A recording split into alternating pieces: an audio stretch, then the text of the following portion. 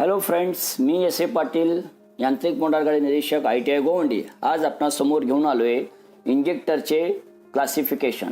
इंजेक्टरचे प्रकार हे एकूण 6 पडतात व ते पुढील प्रमाणे. त्यामध्ये आपण एक एक प्रमाणे बघूया. त्याआधी सगळे बघूया.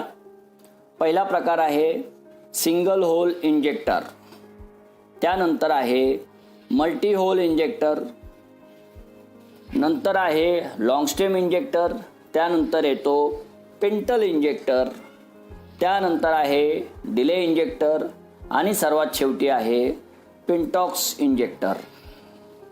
आता आपण या सर्वांची स्वतंत्ररित्या विस्तृतपणे एक एक करून माहिती घेऊया.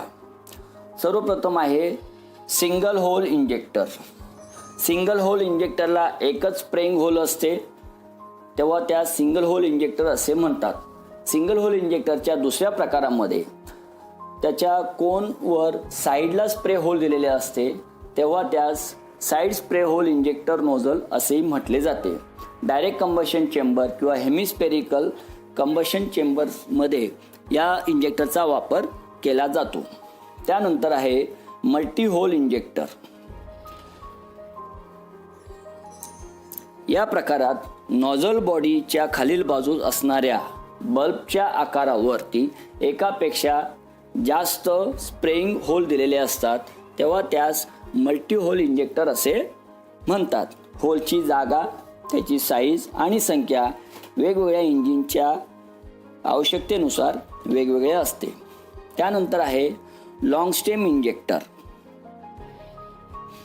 हे इंजेक्टर सिलेंडर हेडमध्ये प्रेस फिट करून बसविले जातात. आकृतीमध्ये दाखवल्याप्रमाणे स्टेम ही लांबीला जास्त असते व तिचा व्यास कमी असतो. त्यामुळे या इंजेक्टरकडून उष्णता वाहून नेण्यास पुरेसा वाव मिळतो. त्यामुळे फ्युएल गॅलरीमधील फ्युएलमुळे हे इंजेक्टर थंड राहण्यास मदत होते. या प्रकारच्या नॉझलचा फ्युएल स्प्रे अँगल साधारणतः 140 डिग्रीपर्यंत असतो. त्यानंतर आहे पिंटल इंजेक्टर. या प्रकारचा नॉझल खास करून एअर सेल किंवा स्वर्ल किंवा प्री कंबशन चेंबरसाठी वापरला जातो. आकृतीत तुम्ही बघत असल्याप्रमाणे या नोझलचं टोक हे पॉइंटेड नसून पिनसारखं आहे व ते निडलच्या मार्गामध्ये बसून अडथळ्याचं कार्य करत असते. अडथळा म्हणजेच पिंटल, त्यामुळे ह्या इंजेक्टरला पिंटल इंजेक्टर म्हटले जाते. अडथळा निर्माण केल्यामुळे होणारा स्प्रे हा गोलाकार व मध्यभागी पोकळ असा होतो. पिनच्या साईजनुसार स्प्रेचा आकार साधारणतः 60 डिग्री किंवा त्यापेक्षा जास्त असतो. परंतु या पिंटल इंजेक्टरमुळे इंजिनमध्ये ॲडलिंग स्पीडला कंबशन नॉक होणे हा दोष निर्माण होतो.